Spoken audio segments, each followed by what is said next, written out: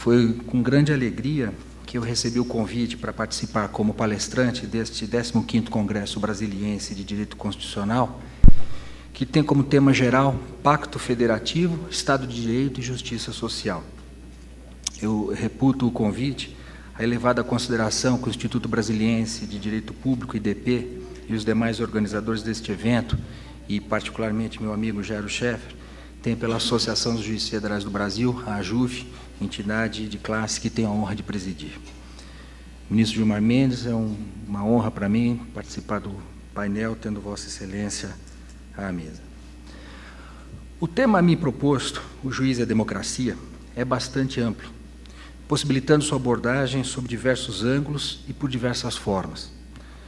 Dado o tema geral deste congresso, pareceu-me conveniente abordá-lo sob a perspectiva do papel que desempenha o juiz na sociedade contemporânea, marcada pela atuação do Estado na definição de políticas públicas voltadas ao desenvolvimento. Para tanto, farei uma breve análise das principais ideias sobre o Estado, considerando que, historicamente, o Estado tem sido o grande promotor do desenvolvimento no Brasil. Abordarei os temas desenvolvimento, políticas públicas e planejamento, valendo-me do pensamento de autores como Celso Furtado, Inácio Sachs e Amartya Sen, para ao final mostrar que a atuação do juiz é de fundamental importância para a democracia, que é essencial para o desenvolvimento. O Estado moderno, segundo Dalmo de Abreu Dallari, nasceu absolutista, e por isso, durante alguns séculos, os defeitos e virtudes do monarca absoluto foram considerados como qualidades do Estado.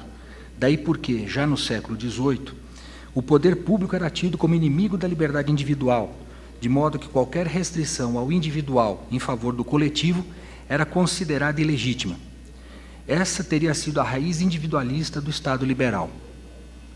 Além disso, a burguesia enriquecida, que já detinha o poder econômico, defendia a intervenção mínima do Estado na vida social, considerando a liberdade de contratar um direito natural dos indivíduos. Assim, sob a influência do justnaturalismo, outros direitos foram sendo proclamados, como a propriedade, objetivando impedir qualquer interferência do Estado que pudesse restringi-los ou condicioná-los, bem como limitar os termos de qualquer contrato. A função do Estado liberal restringia-se à garantia dos direitos individuais, de modo que a sua autoridade encontrava limites pela separação dos poderes, que deveriam atuar separadamente para evitar quaisquer abusos, abstendo-se de regular a sociedade civil, ou seja, o domínio da vida privada, o domínio das relações econômicas e o mundo do trabalho. Caracterizou-se a Constituição do Estado Liberal como criadora do sistema de Government by Law, que significa, antes de mais nada, que a primeira e principal função do poder público consiste em declarar o direito, seja pela edição de leis ou pelo julgamento dos tribunais. A organização dessa atividade, no entanto, varia conforme se adote ou não rigidamente o princípio da separação de poderes. Assim, no sistema do Common Law, tem-se que os tribunais, ao decidirem o caso concreto, limitam-se a explicar o fundo comum das normas jurídicas, assentadas pela tradição. Já no sistema constitucional criado pela Revolução Francesa, somente a lei votada pelo órgão legislativo cria o direito, limitando-se os outros dois poderes a aplicá-lo. O Estado liberal, com um mínimo de interferência na vida das pessoas, trouxe benefícios num primeiro momento, na medida em que permitiu um progresso econômico acentuado, criando as condições para a Revolução Industrial. Valorizou-se o indivíduo, despertando-se a consciência para a importância da liberdade humana e desenvolveram-se as técnicas de poder, mediante o surgimento do poder legal em lugar do poder pessoal.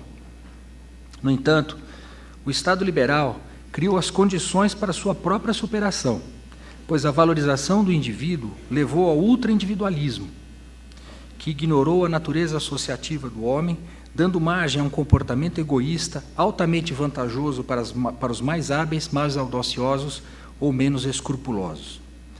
Além disso, a concepção individualista da liberdade impediu o Estado de proteger os menos afortunados, dando causa a crescentes injustiças sociais, uma vez que, concedendo-se a todos o direito de ser livre, não se assegurava a ninguém o poder de ser livre. Vale dizer, protegendo-se o indivíduo e sua liberdade, assegurou-se, na verdade, uma situação de privilégio para os economicamente mais fortes. Outra consequência do Estado liberal foi o surgimento do proletariado, devido à grande formação de aglomerados urbanos decorrentes da Revolução Industrial, o que levou ao excesso de oferta de mão de obra, estimulando a manutenção de péssimas condições de trabalho com ínfima remuneração. A burguesia, no entanto, não admitia a interferência do Estado para alterar essa situação e corrigir as injustiças sociais, estimulando o surgimento, já no século XIX, de movimentos socialistas que se intensificaram no início do século XX, levando a um surto intervencionista que não pôde ser contido. Essa situação agravou-se após a Primeira Guerra Mundial, devido ao empobrecimento das nações europeias envolvidas no conflito. Nesse contexto, surgiram as condições para a transformação da Rússia no primeiro Estado socialista e para que os demais Estados buscassem a estabilidade social por meio de medidas que dessem ênfase à questão de divisão do trabalho e assistência social aos menos afortunados. Surgia então o Estado Social, como decorrência da necessidade da ação estatal nos campos econômico e social após o referido conflito mundial, e outro sim, da crise econômica dos anos 30, que se fortaleceu após a Segunda Guerra Mundial. No Estado Social, a tarefa primordial tornou-se a formulação de políticas para o futuro, isto é, o planejamento, government by policies. A passagem de um para o outro exigiu um reexame das funções tradicionais do poder público, pois a função de planejar tornou-se fundamental e, por isso, a legitimidade do Estado não mais fundou-se na expressão legislativa da soberania popular, mas na realização programada de finalidades coletivas, o que conduziu à alteração do critério classificatório das funções e, portanto, dos poderes estatais, que passou a ser o das políticas públicas. À falta de uma reorganização constitucional de poderes que desse preeminência à função planejadora, o papel hegemônico do Estado Social coube ao governo ou poder executivo. O Estado Social fortaleceu a ideia de que a constituição de um país não é só um instrumento formal de garantia, sem conteúdo social ou econômico, mas um meio de transformação da sociedade, com força normativa legitimadora do poder político, visto que depositário dos fins do Estado. Surge aí o Estado dirigente, cuja ideia leva ao entendimento de que também é intervencionista, pois não se concebe um Estado que, tendo por finalidade o desenvolvimento, a diminuição das desigualdades sociais e a erradicação da pobreza, não intervenha de alguma forma na atividade econômica. Por isto, e tendo em vista o artigo 3º da Constituição Federal de 1988, o Brasil é, por definição, um Estado social intervencionista, embora garanta a livre iniciativa. O Estado brasileiro caracteriza-se pelo intervencionismo, tendo sido seu o papel de promotor do desenvolvimento e da industrialização do país. Deixou de ser mero prestador de serviço público para alçar-se à condição de agente responsável pela transformação das estruturas econômicas, especialmente no segundo período do governo de Getúlio Vargas. O intervencionismo sofreu críticas e resistências, dando ensejo ao movimento neoliberal, no final do século XX, concomitante à globalização da economia. A partir do início dos anos 70, com a recessão econômica que se abateu sobre o mundo, iniciou-se um processo de ataque ao Estado Social, que culminou no final daquela década, início dos anos 80, com a ascensão, nos países mais desenvolvidos, de líderes liberais e conservadores que pregavam o neoliberalismo. O projeto social-democrático de inspirações keynesianas, o welfare state, deu lugar ao neoliberalismo, cujas principais metas eram a estabilização, a desregulação dos mercados e a privatização. Para os neoliberais, a premissa básica era de que a solução para a maioria dos problemas sociais consistia em assegurar a liberdade de iniciativa e a competitividade com um mínimo de interferência governamental. É a ideia do Estado mínimo. As ideias neoliberais atingiram seu ápice na década de 90, quando foram disseminadas para o mundo todo por meio da globalização, que pretendia ser a síntese de uma nova economia, estendendo o capitalismo para todo o planeta como um processo universal, inclusivo e homogeneizador que reduziria pacificamente a soberania dos Estados. Os benefícios econômicos globais das políticas neoliberais não foram sentidos, como mostram crises financeiras em diversos países do mundo, dentre os quais o Brasil. A concentração de riqueza tornou-se maior, pouco se reduzindo a pobreza a nível mundial. O desenvolvimento de um país não se resume ao aumento do PIB ou da renda per capita, de modo que não se confunde com o crescimento econômico. Deve fazer parte de um projeto político que vise a superação do subdesenvolvimento, que não é uma etapa pela qual tenham necessariamente passado os países que já alcançaram um grau superior de desenvolvimento. O desenvolvimento pressupõe uma transformação social que rompa com o sistema concentrador de riqueza a que estão submetidos os países subdesenvolvidos. Mais do que o aumento da riqueza material de um povo, o desenvolvimento representa um projeto político de inclusão social visando a eliminação da grande heterogeneidade que caracteriza os países do terceiro mundo. O regime democrático é essencial para o desenvolvimento. Ainda que os países desenvolvidos não alcancem os índices de riqueza e bem-estar social a que chegaram os países desenvolvidos, é necessário garantir-lhes condições de superar a pobreza, a fome e a falta de infraestrutura que está relegada a grande parte da população mundial.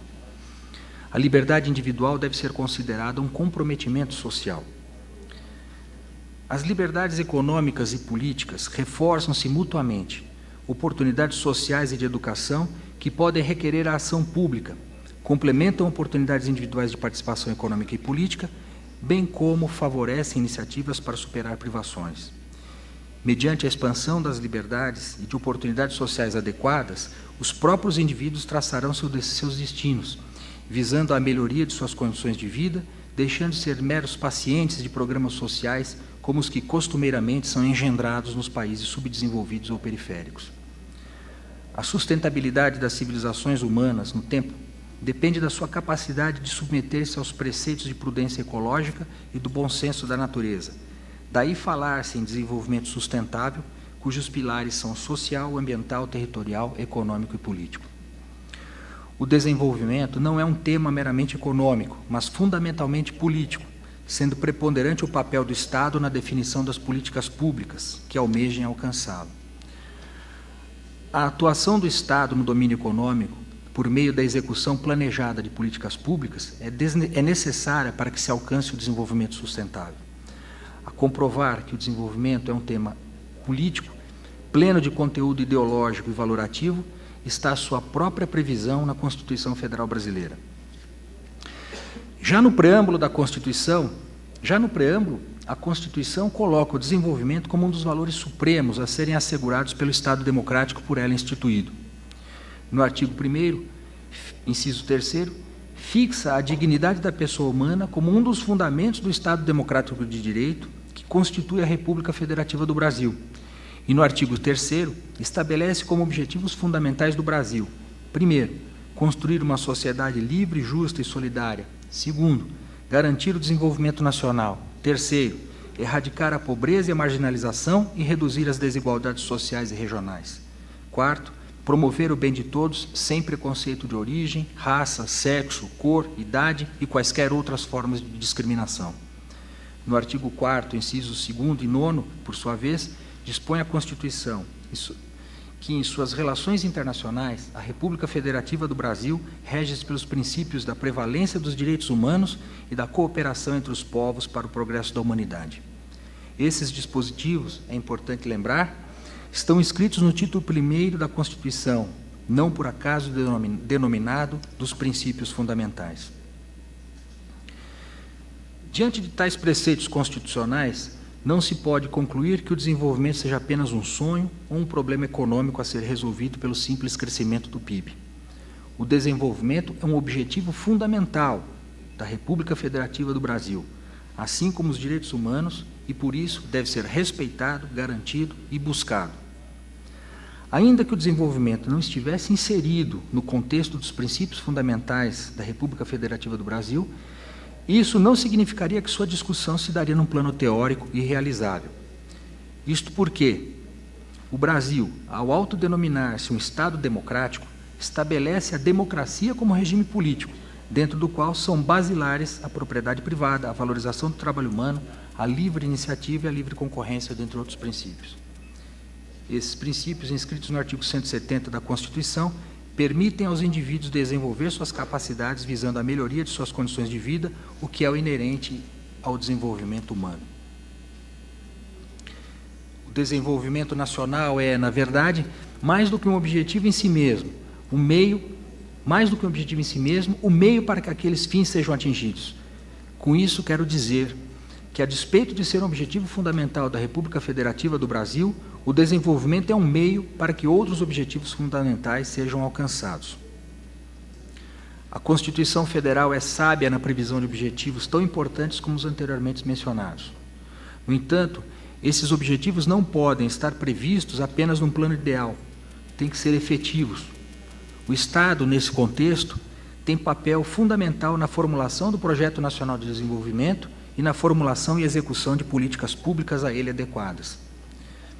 Os objetivos previstos na Constituição não podem ficar apenas no plano ideal, sendo necessário efetivá-los. Para isso, o Estado tem o papel fundamental de elaborar plano de desenvolvimento nacional, implementando políticas públicas essas que constituem o conjunto de ações e programas da administração pública para a realização dos fins do Estado. O papel do Estado é fundamental no processo de definição das políticas públicas, pois, estando o Estado vinculado aos objetivos estabelecidos na Constituição, deve ser o indutor da economia. A função de governar passa a ser o núcleo das políticas públicas, daí a importância do planejamento. O planejamento é um processo técnico de conteúdo político voltado à transformação da realidade em razão de objetivos previamente estabelecidos. Instrumentaliza-se por meio de planos que se exprimem, via de regra, na forma de lei. A função planejadora vem assumindo importância cada vez maior no Brasil, embora ainda haja muito caminho a percorrer até que se compreenda que o planejamento, como forma de implementar políticas públicas, é essencial para a superação do subdesenvolvimento do país. Pela estrutura constitucional, o planejamento das políticas públicas compete concomitantemente ao Poder Executivo, pela iniciativa e execução, e ao Poder Legislativo, pela deliberação e fiscalização, instrumentalizando-se na forma de lei relativamente aos planos nacionais e regionais de desenvolvimento. O foro natural das discussões sobre políticas públicas está nos poderes executivo e legislativo, dadas as suas atribuições constitucionais. É na deliberação das leis de iniciativa do Presidente da República, relativas ao planejamento em si, ao plano plurianual e às diretrizes orçamentárias ou orçamento anual, que se definem as prioridades quanto às políticas públicas que visem ao desenvolvimento nacional. É no âmbito do Poder Legislativo que se estabelece naturalmente o controle da efetividade das políticas públicas. Os poderes Executivo e Legislativo, todavia, não têm exercido adequadamente os seus respectivos papéis, cumprindo-os apenas formalmente. Por isso, não poucas vezes, o Poder Judiciário tem sido chamado a arbitrar os conflitos decorrentes da omissão do poder público ou de sua ineficiência quanto às políticas públicas. A jurisprudência sobre o controle das políticas públicas pelo Poder Judiciário ainda é pouca.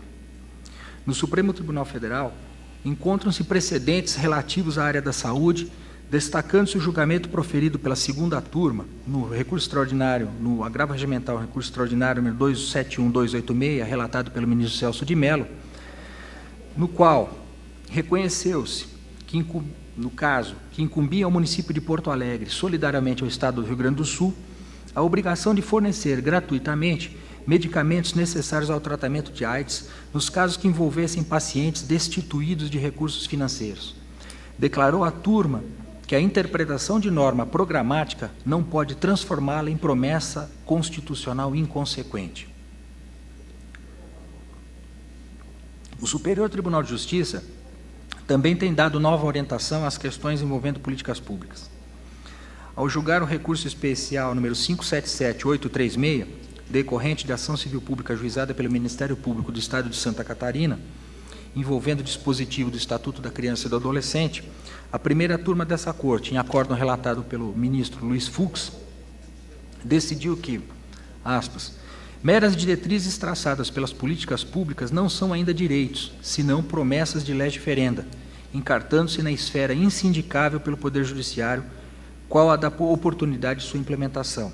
Entretanto, quando a Constituição consagra um direito e a norma infraconstitucional o explicita, impõe-se ao Judiciário torná-lo realidade, ainda que isso resulte obrigação de fazer com repercussão na esfera orçamentária. Fecha aspas. Ademais, como a formulação de políticas públicas se dá por meio do planejamento, que se instrumentaliza por meio de planos, que se exprime na forma de lei, sujeita-se, como qualquer lei, ao controle de constitucionalidade previsto na Constituição Federal, seja na forma difusa ou concentrada. Outro meio judicial de controle de políticas públicas é a arguição de descumprimento de preceito fundamental, aqui tratado anteriormente pelo ministro Gilmar Mendes. O Poder Judiciário, enfim, exerce importante função no controle das políticas públicas e na transformação da sociedade em face dos comandos constitucionais que estabelecem os fins do Estado brasileiro. Daí o papel essencial do juiz na sociedade contemporânea, como garantidor do regime democrático, base para o desenvolvimento e a superação das desigualdades. Do juiz de primeira instância ao Supremo Tribunal Federal, o Poder Judicial é o garantidor da nossa jovem democracia. Devo dizer, já para concluir, que o Poder Judiciário tem papel importantíssimo no caminhar rumo ao Estado social verdadeiro, pois representa valores fundantes da democracia. Seus membros têm que ser independentes, porém devem ser preparados para enfrentar as grandes questões inerentes aos desafios de uma sociedade multifacetada e desigual como a nossa, alicerçada em uma Constituição que prevê tantos direitos sociais, porém sem que muitas vezes sejam efetivos. Aqui, a nossa Constituição é plena de direitos, plena de normas programáticas, muitas não implementadas, daí o tensionamento e a necessidade de solução dos conflitos decorrentes desses tensionamentos pelo Poder Judiciário e, com isso, trazendo questões que o juiz, no seu dia a dia, tem que enfrentar, além da mera aplicação da lei ao caso concreto. Como salienta o professor Luiz Roberto Barroso, a questão do controle das políticas públicas envolve a demarcação do limite adequado entre matéria constitucional e matéria a ser submetida ao processo político majoritário, gravitando o tema em torno das tensões e superposições entre constitucionalismo e democracia. Diz ele: o papel do Judiciário, e especialmente das Cortes Constitucionais e Supremos Tribunais, deve ser o de resguardar o processo democrático e promover os valores constitucionais, superando o déficit de legitimidade dos demais poderes, quando seja o caso. Sem, contudo, desqualificar sua própria atuação, o que ocorrerá se atuar abusivamente, exercendo preferências políticas em lugar de realizar os princípios constitucionais. Fecha aspas. Por isso, diante de situação concreta envolvendo o orçamento esse que é relacionado diretamente à noção de políticas públicas, porque sem uma previsão orçamentária adequada não se implementam políticas públicas. Então, e o orçamento, que em meu entender é vinculante e fundamental, como disse, para a efetivação de políticas públicas no Brasil, o Judiciário deverá valer-se do princípio da proporcionalidade ou da proibição do excesso, para verificar se ocorreu ou não violação à Constituição. Para invalidar ato do poder público, deverá o juiz examinar se, primeiro, não há adequação entre o fim perseguido, a política pública, e o instrumento empregado, orçamento e respectiva dotação. Segundo, se a medida não é exigível ou necessária, havendo meio alternativo menos gravoso para chegar ao mesmo resultado. No caso do orçamento, não. E terceiro, se não há proporcionalidade em sentido estrito, ou seja, o que se perde com a medida é de maior relevo do que o que se ganha. Em outras palavras, o juiz deverá analisar, no caso concreto, a razão dada pela administração para não haver cumprido o orçamento, ponderando-a com os fins almejados pela lei orçamentária, que é a efetivação da política pública. Assim procedeu o Supremo Tribunal Federal ao julgar os pedidos de intervenção no Estado de São Paulo em razão de falta de pagamento de precatórios judiciais. Em célebre julgamento, ao qual se seguiram vários no mesmo sentido, o Supremo Tribunal Federal ponderou razões dadas pelo Estado de São Paulo para o não pagamento de precatórios, as quais resumiram-se basicamente à falta de numerário para o pagamento, embora alta, a quantia já tivesse sido destinada para o pagamento de outros precatórios. Diante dos princípios em situação de confronto, a proteção constitucional às decisões judiciais e, de modo indireto, o direito subjetivo de particulares à preferência de pagamento em razão de créditos de natureza alimentícia, versus o direito do Estado à autonomia e, indiretamente, o de não haver prejuízo à continuidade dos serviços públicos, entendeu o Supremo que não havia proporcionalidade entre o pedido de intervenção para forçar pagamento de precatório, mesmo porque a razão dada para o não pagamento, a falta de recursos, subsistiria com o interventor, de modo que a medida extrema seria ineficaz. A importância desse julgamento está no fato de que o voto condutor do ministro Gilmar Mendes, foi adotada a tese da reserva do financeiramente possível, ou seja, não se poderia exigir o pagamento da totalidade dos precatórios relativos a créditos alimentares, sem que, em contrapartida, se estabelecesse uma análise sobre se tal pagamento encontraria respaldo nos limites financeiros de um Estado zeloso com suas obrigações constitucionais. Sobre a reserva do possível, Canotilho disse que os direitos sociais pressupõem grandes disponibilidades financeiras por parte do Estado, de modo que surgiu a construção dogmática da reserva do possível, para traduzir a ideia de que os direitos sociais só existem quando e enquanto existir dinheiro nos cofres públicos. Portanto, a inexecução do orçamento, a falta de dotação orçamentária para a efetivação das políticas públicas estabelecidas a partir dos fins previstos na Constituição, submete-se ao controle do Poder Judiciário, a quem cabe assegurar plena execução dos direitos fundamentais. A única escusa aceitável para o descumprimento é a demonstração inequívoca de que há impossibilidade financeira na linha do precedente do Supremo Tribunal Federal. Essa desculpa, porém, não retirará a inconstitucionalidade do ato do poder público. Portanto, senhores, no Estado social desenvolvimentista e, consequentemente, dirigente, fundamentado no regime democrático, o Poder Judiciário tem um relevante papel de garantir a efetividade das normas constitucionais que estabeleçam esses objetivos. Por isso, é cada vez maior o número de demandas acerca de políticas públicas.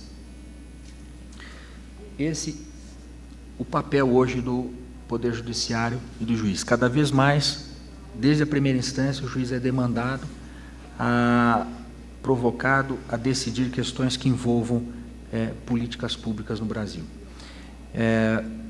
Com essas palavras, eu